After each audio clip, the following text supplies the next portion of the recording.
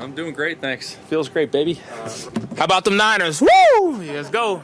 Guys they don't get discouraged. They don't get frustrated at the other side of the ball. Guys just keep working and trying to have each other's backs, and we needed everyone today. There's just a feel to the game. You know, even when they had the lead, I felt like we were in control of the game, as crazy as that sounds, but you could feel on the sideline, and it was really just we were waiting for that one play to spark us. You know, everybody was going around saying we're good, and I kind of, had to really just try and light a fire under everybody and let them know, like, they're not better than us. Like, we needed to buckle down and really and dial in. They are a great offense, but I know we're a great defense too. We come into Lambeau against the number one seed in the NFC, snowing MVP quarterback, one of the best receivers playing the game, high-powered offense, and we hold them to 10 points. Like, that's incredible. We still getting hunted by the Super Bowl, but 2019, last, what was that, 6 minutes, lost the game. So, Coach Kyle put a big emphasis on finishing. Jimmy Garoppolo's stats, not eye-popping last night. He completed 11 of 19 for 131 yards and an interception, but the quarterback that is constantly doubted is now the 5th in franchise history to lead the team to multiple conference championships.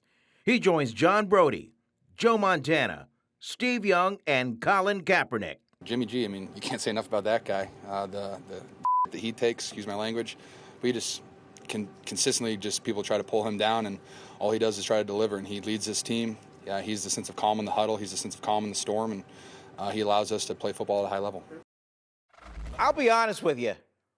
The way that first drive started for the Packers, I thought, oh my gosh, Packers here to make a statement. But at the finish, something about that resiliency of the 49ers, Lo. What sticks out to you? Without a doubt, Vern, what you're saying. I saw Fresno State's finest, Devontae Adams. Aaron Rodgers kept making a living going to Devontae Adams in that first drive, throwing him the ball down the field. You saw him just taking over, and you said, oh my God, can the Niners slow this deadly passing attack down? And they just withstood the body blows. They stayed in the game, Vern, and they kept the game close. They always kept within striking distance. And oh, by the way, right before halftime, Jimmy G throws that interception. The Packers go right down and look like they're going to kick a field goal to go up by double digits, and the Niners defense steps up big. That game was won by all three stages, Vern. I say it all the time. Offense counts as a third, defense counts as a third, but special teams counts as a third, and that's what we got to see last night. The Niners get it done by running the football, as you know. They ran through the Rams in that first meeting back at Levi's Stadium, and the run game factored a little bit in that second win, but that is their bread and butter, and that means Deebo Samuel, and we know what's coming. It's going to be a lot of that, left, right, edge, gap, and that's how they win these games. And I'll say this for the Rams. Does it seem like to you at the end of these games, they get a little panicky?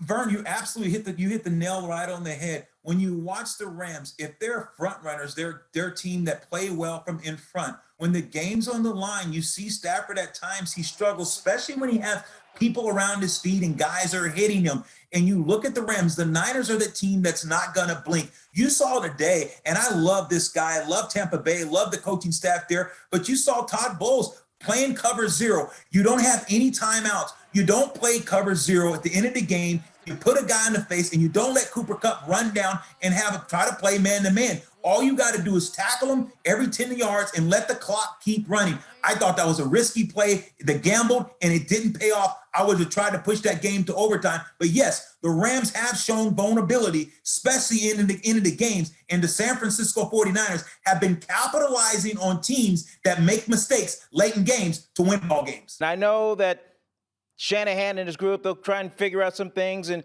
throw in a few new bugs and wrinkles and whatnot. But to you, how do you think this plays out next Sunday for the 49ers?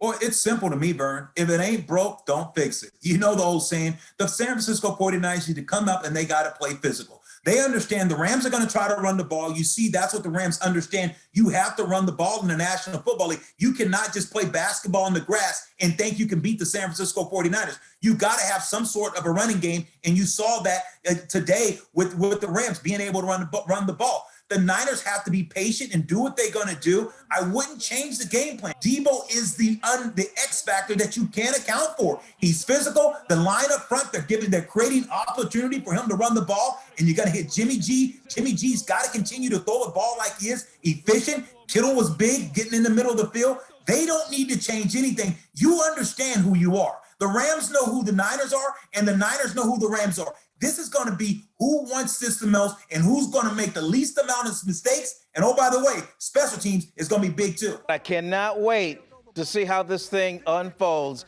Just one win away from reaching the Super Bowl in that very stadium, SoFi. Hey, Lo, thanks so much for a few minutes, man. Oh, you're the best, Vern.